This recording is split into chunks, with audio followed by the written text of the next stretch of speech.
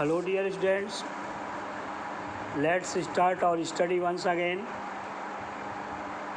कक्षा 9 के विद्यार्थियों को मैं अल्फ़ाबेट बता रहा था, वर्णमाला की जानकारी दिया कि हिंदी में लिखे हुए शब्द को आप अंग्रेजी में कैसे लिखोगे या अंग्रेजी में लिखे हुए शब्द को आप उच्चारण कैसे करोगे, उसको कैसे पढ़ोगे, उसका प्रोनाउंसिएशन जो है वो आप क्या करोगे। यह चीज़ मैं समझाने की कोशिश किया आप लोगों को। और हिंदी वर्णमाला में छोटा से लेकर के आहा तक सभी मात्राओं की जानकारी दिया। आप क्या करेंगे, कैसे लिखेंगे, कैसे पढ़ेंगे, सामान्य बातें मैं बताया। और प्रतिदिन ये मैं बताता आया हूँ, ये उन लोगों के लिए है जो अंग्रेजी लिखना या पढ़ना नहीं जानते हैं। बाकी अंग्रेजी अपवादों से भरी है, ये डेली बताता हूँ। अभी मैं आहा तक आप लोगों को बता तो दिया हूँ इसके पहले वाले वीडियो में। उसके बाद भी 2-3 पॉइंट 4 पॉइंट बचे हैं, उनको भी आज मैं बता देता हूँ। और ये अल्फ़ाबेट वाला कार्यक्रम मैं आज मैं ख़त्म कर दूँगा। इसके बाद आपको मैं फर्स्ट पेपर तब तक पढ़ाऊँगा जब तक स्कूल खुलेगा नहीं। जब स्कूल खुल जाएगा तो मैं सेकंड पेपर पढ़ाऊँगा, आपको अनुवाद पढ़ाऊँगा। अभी जैसे भी चल रहा है आप लोगों का चलाते रहिए, पढ़ते रहिए, कुछ ना कुछ आपको भेजा जा रहा है, उस पर अपना अध्ययन जारी रखें। देखिए, एक नियम हमने लिखा है कि जब हिंदी शब्द में कोई भी व्यंजन वर्ण बिना मात्रा के पाया जाए, जब हिंदी शब्द में कोई भी व्यंजन वर्ण मतलब का से लेकर के ज्ञा तक बिना मात्रा के पाया जाए और उसके तुरंत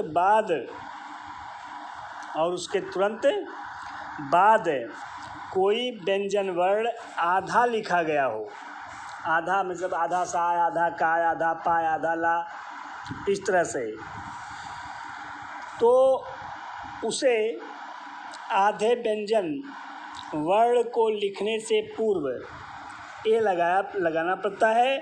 किंतु यदि किसी शब्द में आधे व्यंजन वर्ण के पश्चात बिना मात्रा के कोई व्यंजन वर्ण पाया जाए तो उस आधे वाले व्यंजन वर्ण के बाद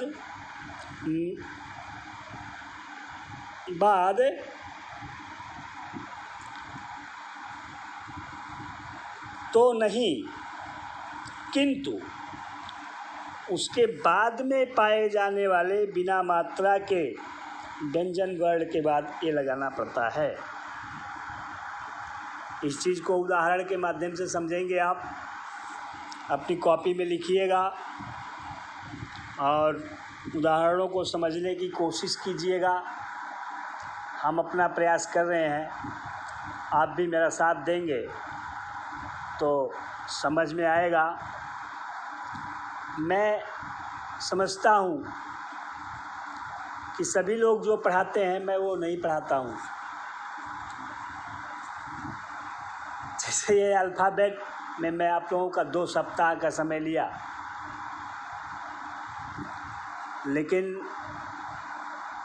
जिन लोगों को अंग्रेजी लिखना पढ़ना नहीं आता है, अगर वो मेरे सारे वीडियो को देखें तो शायद वो समझ जाएंगे कि अंग्रेजी कैसे लिखी जाती है और अंग्रेजी में लिखे हुए शब्दों को कैसे पढ़ा जाता है। आप लोग भी कोशिश करेंगे तो समझ जाएंगे। मैं कह रहा हूँ, आप देखिए, जैसे लिखना है आपको मस्त राम, ठीक, ये देखो बिना मात्रा के व्यंजन वर्ण माँ है,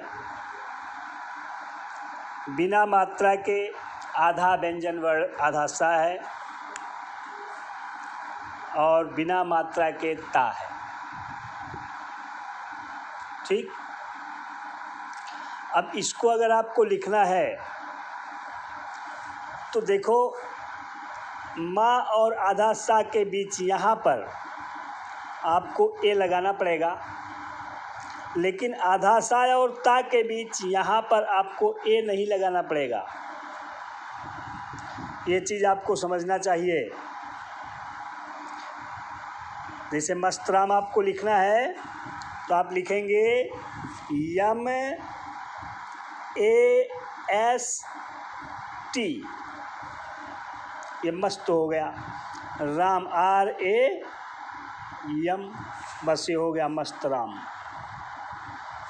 ठीक है, यहाँ जब भी आप देखेंगे कि बिना मात्रा के कोई व्यंजन वर्ण है और उसके बाद कोई आधा लिखा गया है, तो इस आधा और पूरे के बीच में यहाँ ए लगाना पड़ेगा। किंतु आधे के बाद भी अगर कोई बिना मात्रा का व्यंजन वर्ण दिया गया हो तो यहाँ पर ए नहीं लगाना पड़ेगा। ये चीज़ आपको मैं बताना चाह रहा हूँ। जैसे आपको मान लो लिखना है भस्म, क्या लिखना है? भस्म। देखो भा व्यंजन वर्ण है बिना मात्रा के, ये आधा खष्टिसा है, बिना मात्रा के है, आधा तो बिना मात्रा के रहता ही है, माँ बिना मात्रा के है। तो अब आप क्या करेंगे, भा और सा के बीच में यहाँ ए लगाएंगे, लेकिन आधा सा और माँ के बीच में यहाँ ए नहीं लगाएंगे। ठीक है, आप लिखेंगे भा के लिए बी एच, ए लगा देंगे ए, और आधा खष्टी सा के लिए एस एच यम लिख देंगे भस्म। ये हो गया। कहीं कहीं ये भी बताया जाता है कि आधा सा के बाद, मतलब आधा के बाद कोई भी व्यंजन वर्ण हो, आधा हो, उसके बाद कोई बिना मात्रा के हो, अंतिम अक्षर हो, तो यहाँ ए भी लगा दिया जाता है, भस्म हो गया। जैसे एकलव्य आपको लिखना है तो पहले एक लिख दें ई के, एक हो गया, ए के लिए ई और का के लिए के। अब लव्य लिखना है तो ला और वा के बीच में यहाँ पर ए लगाया जाएगा, और वा और या के बीच में यहाँ ए नहीं लगाया जाएगा। ठीक, बल्कि क्या किया जाएगा, इस या के अंत में ए लगा दिया जाएगा, चूँकि अंतिम अक्षर है इसलिए। आप लिखेंगे ई के एल ए वी वाई ए, लिखना पड़ेगा ए, क्योंकि अगर अंतिम अक्षर बिना मात्रा के हो, ये भी एक सिस्टम है, जान लीजिए। यदि अंतिम अक्षर बिना मात्रा के हो, उसके पहले वाला अक्षर आधा हो, तो उस अंतिम वाले अक्षर के अंत में ए लगा दिया जाता है। जैसे कृष्ण में ही देख लीजिए, पहले आप लिखेंगे के आर आई, क्री हो गया। अब यहाँ पर ए तो नहीं लगाएंगे ना, क्योंकि का पर री की मात्रा लगी हुई है।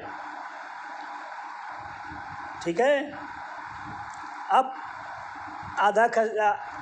आधा खष्टिसा लिखेंगे एस एच, यहाँ भी ए नहीं लगेगा, आधा और पूरे के बीच में आपको बताया गया है। अड़ा के लिए एन लिखते हैं, और चूंकि ये अंतिम अक्षर है, इसके पहले वाला आधा है, तो एन के बाद आपको ए लगाना पड़ेगा। इस तरह से ये हो गया कृष्ण। अगला भी देखो, भव्य जैसे लिखना है आपको, भव्य। तो भा बिना मात्रा के है और या भी बिना मात्रा के है, बीच में आधा है, तो आपको भा के बाद यहाँ पर ए लगाना पड़ेगा, और वा और या के बीच में यहाँ ए नहीं लगाना पड़ेगा। किंतु यहाँ या के बाद अंत में यहाँ ए लगाना पड़ेगा। आप लिखेंगे बी एच भा, ए वा के लिए वी, या के लिए वाई और अंत में ए लगा देना पड़ेगा, भव्य हो गया ये। लक्ष्य जैसे लिखना है आपको, लक्ष्य क्या लिखना है, लक्ष्य, भव्य की तरह से बिल्कुल लक्ष्य है। ला के बाद यहाँ पर ए लगाना पड़ेगा और छा और या के बीच में यहाँ ए नहीं लगाना पड़ेगा और या के बाद यहाँ पर ए लगाना पड़ेगा। आप लिखेंगे एल एल ए और आधा कच्छा वाला छा जो होता है वो क्षत्रिय वाला, वो के एस एच से बनता है, लेकिन जब वो पूर्ण लिखा जाता है तब, अगर वो आधा लिखना है तो एक्स लिख देते हैं। क्या लिख देते हैं, एक्स, ठीक है। और ये हो गया वाई, ये लक्ष्य हो गया है, ठीक। धन्य लिखना है आपको तो धा और ना के बीच में यहाँ ए लगाया जाएगा और ना और या के बीच में ए नहीं लगाया जाएगा और यहाँ या के अंत में ए लगाया जाएगा, ठीक। आप लिखेंगे D H A N Y A, धन्य।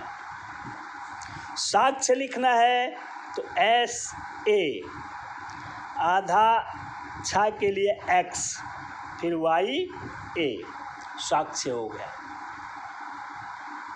इस तरह से मैं समझता हूँ कि आधा और पूरा, बिना वर्ण के आधा और पूरा होने पर आप क्या करेंगे, इस चीज़ को समझ गए होंगे। जब किसी शब्द में बिना वर्ण का पूरा, बिना मात्रा का पूरा वर्ण हो और आधा वर्ण हो, तब आप क्या करेंगे, इस चीज़ को मैं समझाने की कोशिश किया कि कहाँ ए लगाया जाएगा, कहाँ नहीं लगाया जाएगा। ये आप इस उदाहरण के माध्यम से समझने की कोशिश करेंगे तो अच्छा रहेगा। जैसे लक्ष्मण लिखना है आपको, क्या लिखना है, लक्ष्मण, तो आप लिखेंगे एल, क्या लिखेंगे, एल, फिर यहाँ ए लगाया जाएगा, ए, फिर आधा छा के लिए एक्स, फिर क्या, माँ के लिए एम, ए के ए लगा करके अड़ा के लिए एन, लक्ष्मण हो गया, ठीक है। रस में लिखना है, आप लिखेंगे आर ए एस यम ए, रस्म। जश्न जैसे आपको लिखना है, पहले जा लिखेंगे जे, फिर यहाँ आधा सा है तो जा के बाद आधा के पहले यहाँ बीच में आपको ए लगाना पड़ेगा, आपने लिख दिया जे ए। फिर बड़ा सा लिखना है एस एच, जश्न, और फिर ना लिखना है तो आधा सा और पूरा के बीच में यहाँ तो ए लिखना नहीं है, ना लिख देना है एन, और उस पर अंतिम अक्षर है इसलिए ए लिखना पड़ेगा। ये हो गया जश्न। संध्या आपको लिखना है, पहले सा लिखेंगे, उसके बाद ऊपर ए एन, अंक की मात्रा है तो ए एन से बनता है, अंक की मात्रा बनती है, सन हो गया। फिर अब धा लिखना है तो डी एच, और या लिखना है वाई, आ की मात्रा लगानी है ए, ये हो गया संध्या, SANDHYA, संध्या। इस तरह से मैं कोशिश कर रहा हूँ अपनी आपको अंग्रेजी लिखना पढ़ना बताने के लिए, क्योंकि कुछ लोग ऐसे होते हैं वो अपना नाम, अपने माता पिता का नाम, अपना एड्रेस नहीं लिख पाते हैं, तो वो इस वीडियो को देखेंगे। मैं आप लोगों को जितना वीडियो भेजा हूँ, हमारी समझ से 5-6 वीडियो भेजा, अगर कोई भी बच्चा थोड़ा भी जागरूक होगा और 5-6 वीडियो जो मैं भेजा हूँ उसको देखेगा, तो वो अंग्रेजी लिखना, उसे पढ़ना हल्का फुल्का ज़रूर कुछ समझ जाएगा। इसलिए मैं इतनी मेहनत कर रहा हूँ। अब इसके बाद देखिए एक बहुत इम्पोर्टेंट नियम है इसमें कि कहाँ ए लगाया जाता है, कहाँ नहीं लगाया जाता है। देखिए इसको समझने की कोशिश करिएगा, क्योंकि ये बहुत काम आता है ये नियम। लिखा हूँ मैं, यदि किसी हिंदी शब्द में कोई एक व्यंजन वर्ण बिना मात्रा के पाया जाए और उसके बाद वाले वर्ण पर बड़ा आ, छोटी बड़ी, छोटा उ, बड़ा उ, ए, ऐ, ओ, औ में से कोई मात्रा लगी हो, तो उस बिना मात्रा वाले व्यंजन वर्ण को लिखने के बाद हमें ए लगाना पड़ता है। समझने वाली बात है ये कि जब किसी शब्द में, किसी भी शब्द में यदि कोई एक व्यंजन वर्ण बिना मात्रा के हो, व्यंजन वर्ण तो समझते हैं ना, छोटा आ से आह तक स्वर है और का से ज्ञा तक व्यंजन है, तो छोटा आ से आ तक तो स्वर वर्ण कहलाते हैं और का से ज्ञा तक व्यंजन वर्ण कहलाते हैं। तो जब भी व्यंजन वर्ण की बात की जाए तो आपके समझ में आना चाहिए कि का से ज्ञा तक की बात की जा रही है।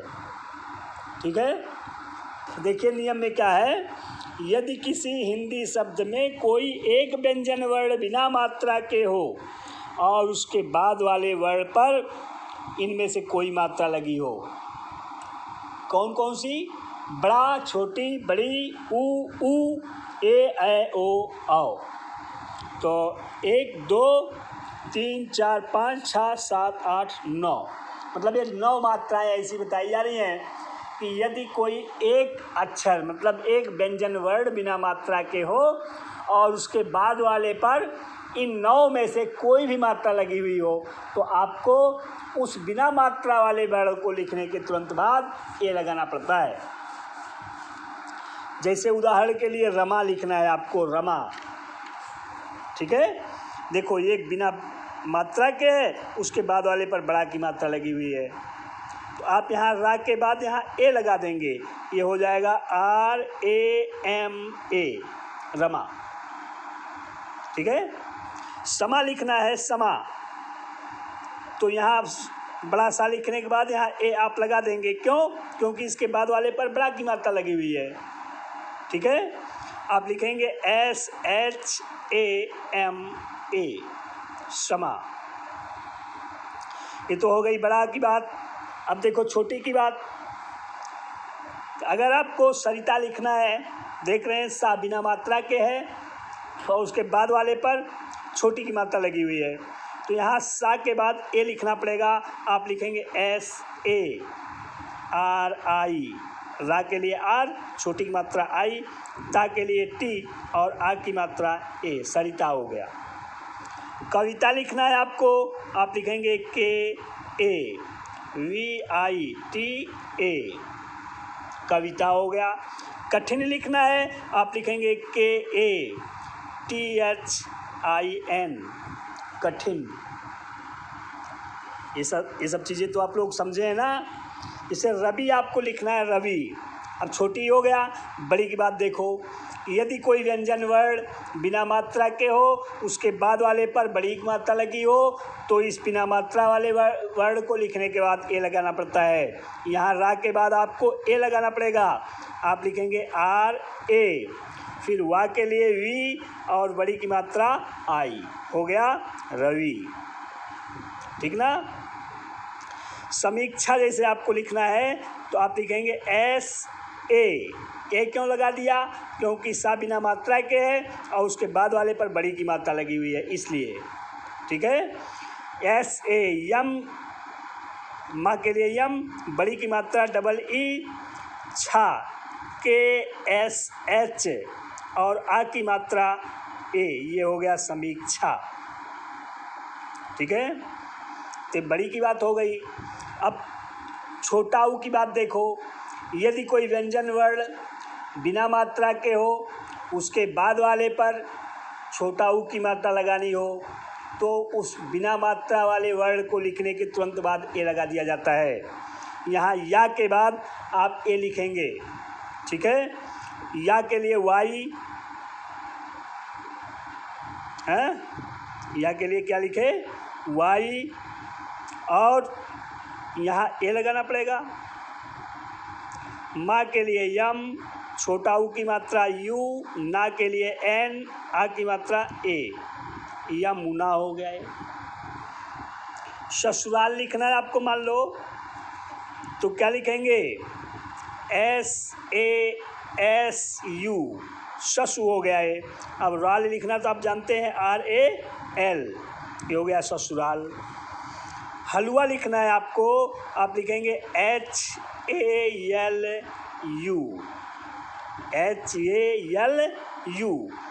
और अंत में बड़ा लिखना है तो ए लिख दें बस, हलुआ हो गया। ठीक है। इसके बाद देखो, छोटा ऊ की बात हो गई, बड़ा ऊ की बात देखो, वही लिखाया हूँ, बताया हूँ यहाँ पर कि बड़ा ऊ की मात्रा हो, कोई एक बिना मात्रा का व्यंजन वर्ण हो और उसके बाद वाले पर बड़ा ऊ की मात्रा हो तो उस बिना मात्रा वाले के बाद ए लगाना पड़ता है। देखो यहाँ बा जो है, पहला वाला बा, ये बिना मात्रा के है, इसके बाद वाले पर बड़ा ऊ की मात्रा लगी है, तो आप यहाँ इस बिना मात्रा वाले बा को लिखने के बाद ए लगा देंगे। आप लिखेंगे BA, फिर बा के लिए B, फिर बड़ा ऊ की मात्रा डबल O और L, ये हो गया BABOOL, बबूल। कबूतर लिखना है तो आप लिखेंगे KABOOTAR, कबूतर। रसूल लिखना है तो आप लिखेंगे RASOOL, रसूल। इस तरह से बड़ा ऊ हो गया। अब देखो, रमेश लिखना है, ए की मात्रा, जब भी कभी कोई एक व्यंजन वर्ण बिना मात्रा के हो उसके बाद वाले पर ए की मात्रा लगी हुई हो तो उस बिना मात्रा वाले वर्ण को लिखने के बाद ए लगाना पड़ता है। जैसे रमेश लिखना है तो आप लिखेंगे RAMESH, रमेश। रा के बाद यहाँ ए लगाना पड़ा, देखिए आर के बाद हमने ए लिख दिया। कलेजा लिखना है आपको तो आप लिखेंगे KALEJA, कलेजा। ठीक है। अब देखो, ए के बाद आए, बिना मात्रा के हो कोई भी व्यंजन वर्ण, उसके बाद वाले अक्षर पर आई की मात्रा लगी हो तो बिना मात्रा वाले वर्ण को लिखने के बाद ए लगाना पड़ता है। जैसे करेला आपको लिखना है, आप लिखेंगे KAR, आई की मात्रा AI, ला के लिए L, आ की मात्रा A, करेला हो गया। बड़ैला लिखना, मान लो बड़ैला, तो आप लिखेंगे BAR, आई की मात्रा AILA, बड़ैला, ऐसे लिखा जाएगा। वगैरह लिखना है तो आप लिखेंगे VAGAIRAH,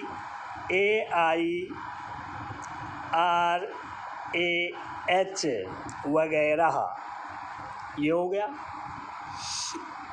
इस प्रकार आपको मैं बड़ा, बड़ी, बड़ा, छोटी, बड़ी, ऊ, ए, इतने की बात बताया। अब ओ देखो, ओ, यदि कोई एक व्यंजन वर्ण बिना मात्रा के उसके बाद वाले पर ओ की मात्रा लगी हो तो यह इस खाली अक्षर बिना मात्रा वाले वर्ण को लिखने के बाद ए लगाना पड़ता, मतलब यहाँ सा लिख करके यहाँ ए लगाना पड़ेगा। तो लिखेंगे SA, रा के लिए ROJ, सरोज हो गया। मनोज लिखना है तो आप लिखेंगे MANOJ। अजोर लिखना है तो आप लिखेंगे ए। अब यहाँ फिर ए नहीं लगाएंगे, क्यों? क्योंकि ये व्यंजन वर्ण नहीं है, ये तो स्वर है ना। जैसे यहाँ माँ और सा, ये दोनों व्यंजन वर्ण थे, तब तो यहाँ सा के बाद ए, माँ के बाद ए हमने लगा दिया एम के बाद। लेकिन अब आ जो है वो तो स्वर वर्ण है ना, ये व्यंजन नहीं है, तब आप फिर से ए नहीं लगाएंगे। ठीक, आप लिखेंगे ए, फिर जा के लिए जे, ठीक, फिर ओ लगा देंगे मात्रा, और रा के लिए हो गया अजोर। उसके बाद अंतिम बात है वो औ। जब कोई एक व्यंजन वर्ण बिना मात्रा के हो, उसके बाद वाले पर औ की मात्रा लगी हुई हो, तो उस बिना मात्रा वाले व्यंजन वर्ण को लिखने के बाद ए लगा दिया जाता है। जैसे सरौता आपको लिखना है तो आप लिखेंगे एस ए, फिर रा के लिए आर, फिर औ के लिए ए यू, फिर ता के लिए टी, और ए की मात्रा ये हो गया सरौता। अमौसी आपको जैसे लिखना है, जैसे कलौजी पहले लिख दो। कलौजी लिखना है तो आप लिखेंगे के ए यल, औ की मात्रा ए यू, जा के लिए जे, और बड़ी की मात्रा अंत में लगानी है तो आई, कलौजी हो गया। और देखो अमौसी लिखना है तो ए लिखेंगे, अब फिर यहाँ ए नहीं लगाएंगे, आपको मैं बताया हूँ कि ये स्वर है इसलिए फिर ए नहीं लगाया जाएगा। अब माँ लिख देंगे यम, औ की मात्रा ए यू, सा के लिए एस, आई लगा देंगे, अमौसी हो गया।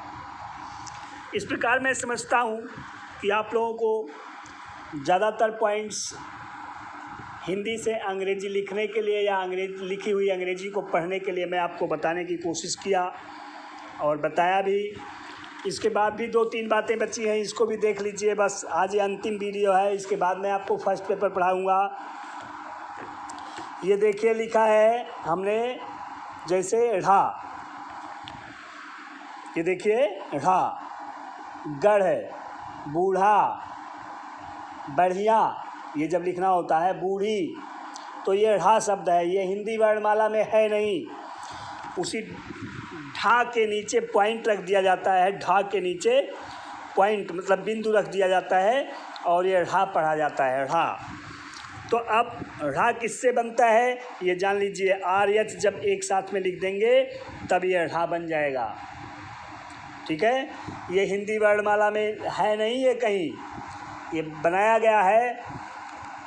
तो जैसे गढ़ लिखना है आपको तो आप लिखेंगे जी ए, ठीक, और ढ़ा के लिए क्या बनाया जाता है, आर एच, ये गढ़ हो गया। ठीक है, बूढ़ा लिखना है तो बी, चाहे डबल ओ लिखो चाहे यू लिखो, दोनों सही होगा, फिर आर एच ए, बूढ़ा हो गया। इसमें आर साइलेंट होता है बेटा। ठीक है, ये ढ़ा जो है वो आर एच से बनता है। और एक चीज़ देखो, अड़ा, टा ठा डा ढा ड़ा, ये जो है टा ठा डा ढा ड़ा, ये ड़ा है, ये यन से बनता है। ठीक, और ये ड़ा जो है, जो डा के नीचे बिंदु रख दिया जाता है, डा के नीचे पॉइंट रख दिया जाता है, ये भी ड़ा पढ़ा जाता है।